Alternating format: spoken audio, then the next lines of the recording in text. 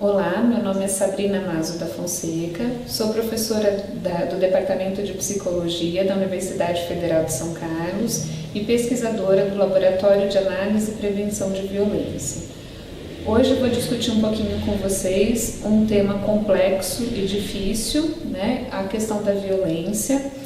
A complexidade está em entender o que leva uma pessoa a agir de forma violenta, e que ações que a gente pode tomar para tentar prevenir essas situações.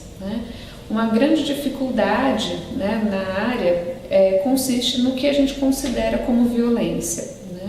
Ao longo dos anos, os pesquisadores tinham um grau de dificuldade muito grande em todo mundo falar a mesma língua, ou seja, em todo mundo entender o que a gente estava considerando como violência. Até porque muitas vezes as pessoas podem interpretar atos como sendo violento ou não, de acordo com a cultura, com a sociedade, com as experiências de vida que ela tem. Então, em 2002, a Organização Mundial de Saúde elaborou uma definição que é utilizada internacionalmente para que a gente tenha um consenso sobre o fenômeno da violência e a partir de então a gente consiga entender como ele ocorre em diferentes sociedades, em diferentes contextos sociais, econômicos e políticos. Então, a gente vai considerar a violência o uso intencional de força física ou do poder real ou em ameaça contra si próprio, contra outra pessoa ou contra um grupo ou comunidade que resulte ou tenha grande possibilidade de resultar em lesão, morte, dano psicológico, deficiência de desenvolvimento ou privação. Então, o que fica implícito na definição da violência é que sempre é alguma ação, ou uma ameaça em que leve um dano a um terceiro, e que esse comportamento ele vai ter consequências, físicas, psicológicas, sociais na vítima. Para a gente entender um pouquinho a questão da violência, a gente divide, teoricamente, em diferentes tipos de violência, embora na prática o que a gente observe as violências ocorrendo muitas vezes conjuntamente, nem sempre é tão claro quando termina uma modalidade para começar outra. Então, quais seriam esses tipos de violência? A violência física, qualquer tipo de ato direcionado à pessoa, um soco, um tapa, um murro, enfim. A violência psicológica, que são as ameaças,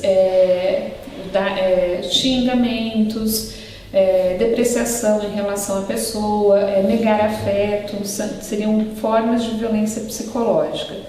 A violência sexual, que é qualquer ato, comportamento em que a pessoa obrigue uma outra pessoa a agir, de modo a obter gratificação sexual. A negligência, que diferente dos outros tipos de violência, ela é considerada como a omissão de algum comportamento, Então é quando uma pessoa deixa de fazer algo necessário para outra pessoa. Pode ser um cuidado físico, um cuidado medicamentoso, de alimentação, enfim, A complexidade da questão da violência, ela perpassa por questões do que a gente vai considerar o que causa a violência. Então a gente pode ter desde atributos pessoais, então a gente tem uma área grande de neuropsicologia, tentando identificar como algumas áreas cerebrais, algumas questões biológicas, hormonais, podem afetar o comportamento da pessoa, fazendo com que ela tenha uma probabilidade maior de ter algum ato violento, Mas a gente também tem aspectos culturais, Então, em culturas onde você tem grupos sociais vistos como menos favorecidos, onde você tem uma aceitação maior de violência, você tem um aumento do número de casos de violência, A gente tem situações de práticas sociais que podem ser comuns, históricas, mas que mesmo assim podem ser violentas, e algumas crenças sociais que estão presentes na sociedade e que contribuem para que a gente observe alguns atos ou justificativas de alguns atos de violência. A violência está presente em vários ambientes, em vários locais, então a gente pode ver violência nas ruas, no trânsito, nas instituições, né, e nos lares, né. Esse é o tipo de violência, a violência intrafamiliar, que ocorre entre os membros da família, é um dos tipos de violência que causa mais consternação em relação às pessoas, né? Especialmente porque o lar é visto ainda como a proteção, né? O aconchego, né? A gente comumente vai dizer, quero voltar para minha casa para me sentir protegido.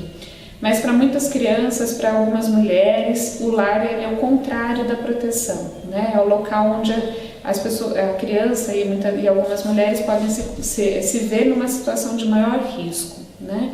Então, por conta dessa vulnerabilidade maior, eu vou focar um pouquinho mais em relação à violência intrafamiliar, para a gente tentar entender um pouquinho, né, o que a gente pode fazer para diminuir essa violência, então o que contribui para que ocorra essa violência, né?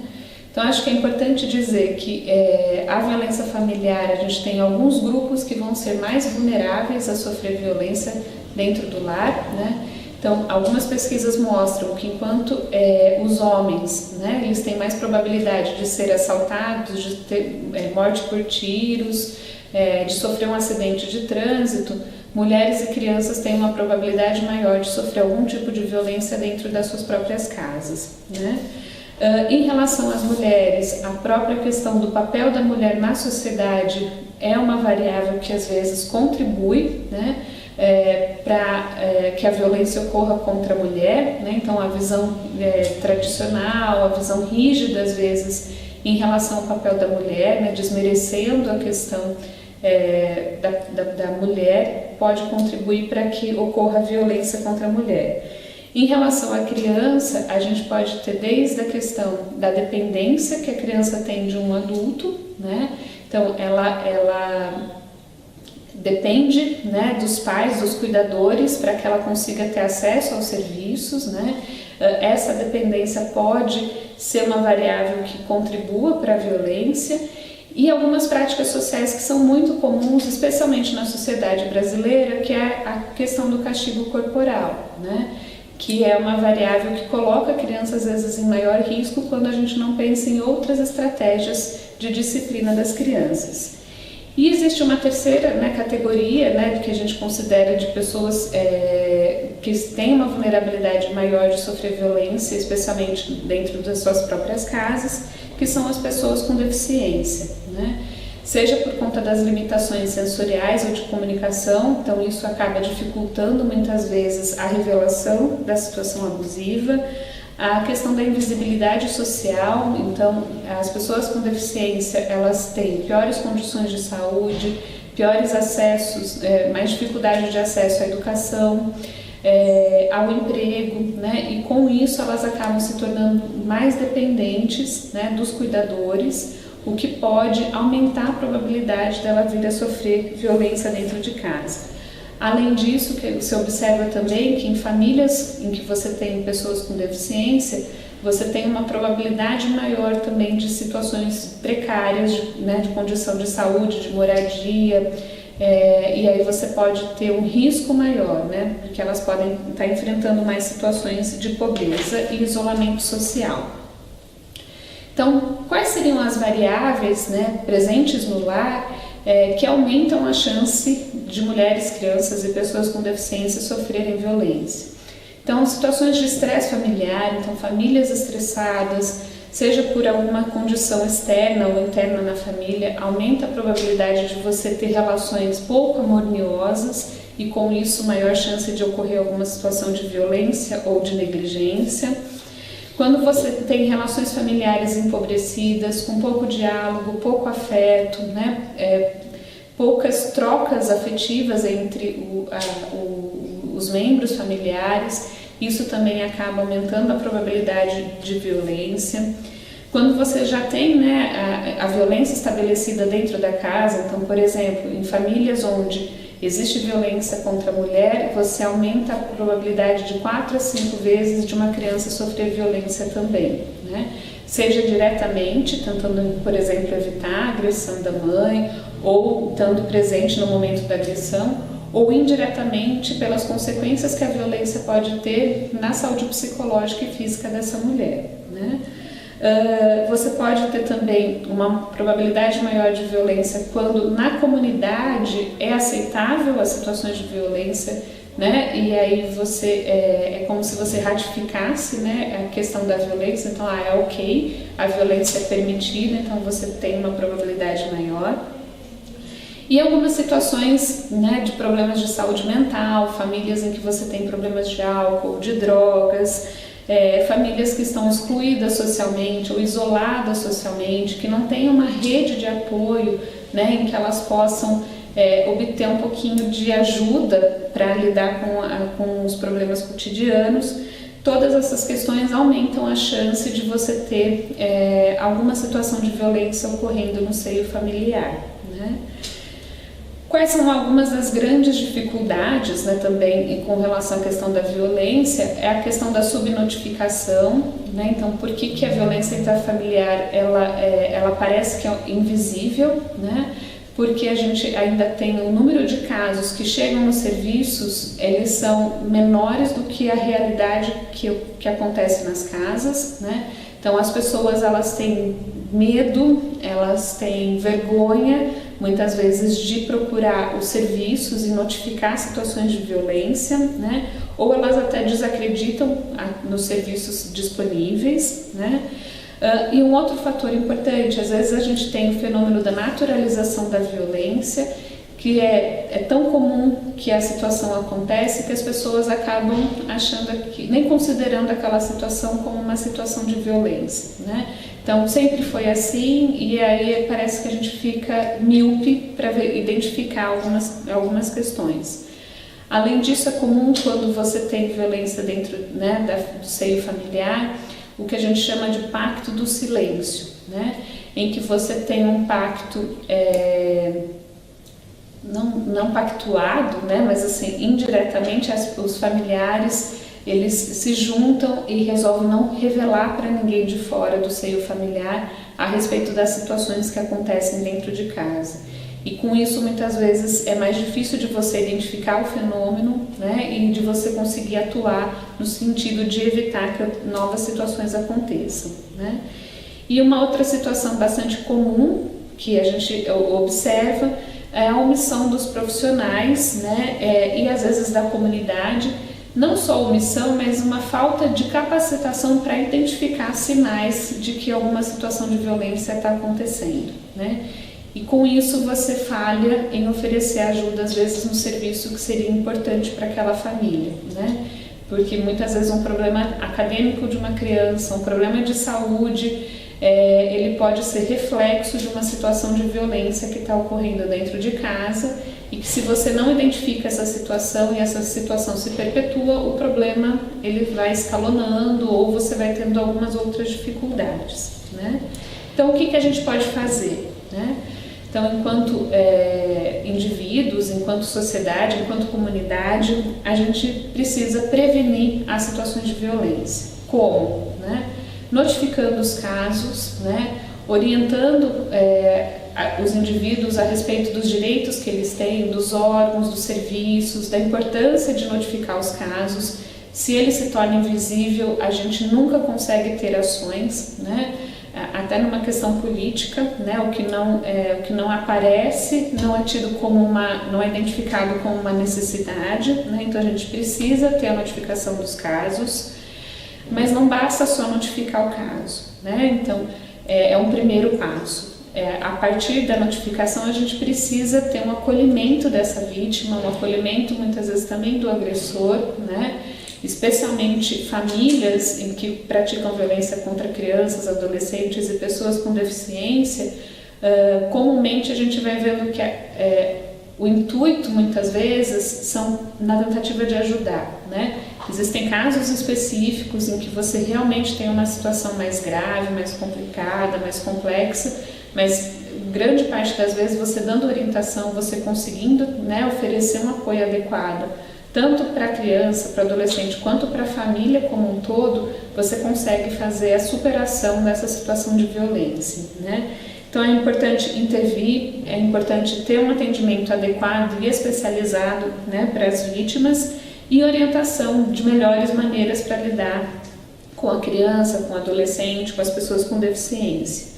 Importante então acolher, ouvir e não julgar essas vítimas, né? Grande parte das vezes a sociedade ela tende a ter respostas prontas, né? Ou até considerar a vítima como culpada, e isso também favorece ela se calar, né? Então, além de estar buscando ajuda, ela ainda é sinalizada como a culpada de determinado ato. Então a gente precisa, né, fazer um esforço, né, um exercício, né, de ouvir e não julgar e tentar entender o que aconteceu na situação e o que a gente pode ou como a gente pode lidar. Ninguém, né, precisa saber se é culpado ou inocente, né? Essa é a função da polícia, a função da delegacia, né? Enquanto qualquer indivíduo da comunidade, de alguma instituição, de algum serviço, a nossa função, né, diante da revelação do abuso é acolher, né, encaminhar, e para isso a gente precisa criar, né, e trabalhar para fortalecer nos municípios a rede de proteção, né? Essa rede de proteção, ela como eu posso dizer, ela seria a somatória de todos os serviços, né? Então, é quando todos os profissionais de todos os serviços existentes na sociedade têm uma mesma ideologia, prevenir as vítimas, né? Tem a mesma perspectiva de erradicar e prevenir a violência, e a partir daí cada um faz a sua parte, né? Então, dentro da competência de cada serviço, qual seria a ação necessária, né? E a partir do momento que eu encerro, né, a minha capacidade, então eu encaminho para outro profissional sabendo que ele vai dar continuidade para aquela proteção. Juntos somos mais, né? Então, fica a necessidade, né? Eu gostaria de deixar como né, destacar a importância da gente identificar situações de violência, né? Da gente não fechar os olhos para os casos de violência. Comumente os casos mais graves são os casos que mais causam repulsa, né, dos profissionais, porque são casos em que você já tem aí situações muito graves estabelecidas. Então, por exemplo, uma criança com problemas de comportamentos mais sérios, com uma dificuldade de permanecer quieta, uma dificuldade de respeitar os outros, de respeitar os profissionais, e a tendência que a gente tem é de continuar, né, rechaçando essa criança, né, esse adolescente. Nossa posição tem que ser ao contrário, tentar acolher, ouvir, né, dar, assim, a possibilidade de que ela possa reconhecer que ela é amada, que ela é respeitada como um ser humano, né? E a partir daí a gente consiga construir uma sociedade livre de violência. Muito obrigada, que todos possam contribuir para a prevenção da violência. Acho que todos juntos somos mais fortes. Boa noite.